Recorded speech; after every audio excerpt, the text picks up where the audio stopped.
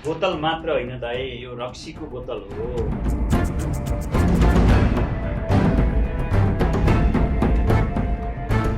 थाहा छ मलाई, यो रक्सीकै बोतल हो। यही कुरा त बुझ्नुहुन्न दाइ। जसरी यो रक्सी सकिएपछि पनि यो रक्सीकै बोतल हुन्छ, त्यसै गरी सम्पत्ति सकिए पनि रुद्रबाको छोरा तपाईँ रुद्रबाकै छोरा हो नि। हिङ नभए पनि हिङबको टालो छ भने बुझ्नुहुन्छ नि।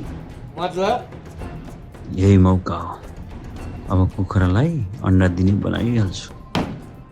छोराछोरीले जतिसुकै गल्ती गरे पनि बा आमाका लागि छोराछोरी आफ्नै हुन्छन् क्या यस्तो दाइ। त्यसैले घर जानुहोस्, बासँग माफी माग्नुहोस् र आफ्नै घर बस्नुहोस् क्या। बस्न त हुन्थ्यो नि प्रोग्राम, बाले विश्वासै गर्नुहुन्न।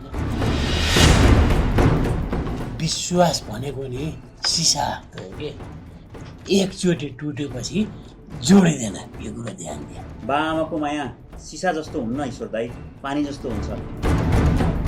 एकछिन दमिन्छ, एकछिनमा फेरि सङ्लिन्छ दाइ। कुरो त ठिक हो नि, तर बाले त्यो शशी र सन्ध्यालाई काखी च्यापेर बस्छ नि त।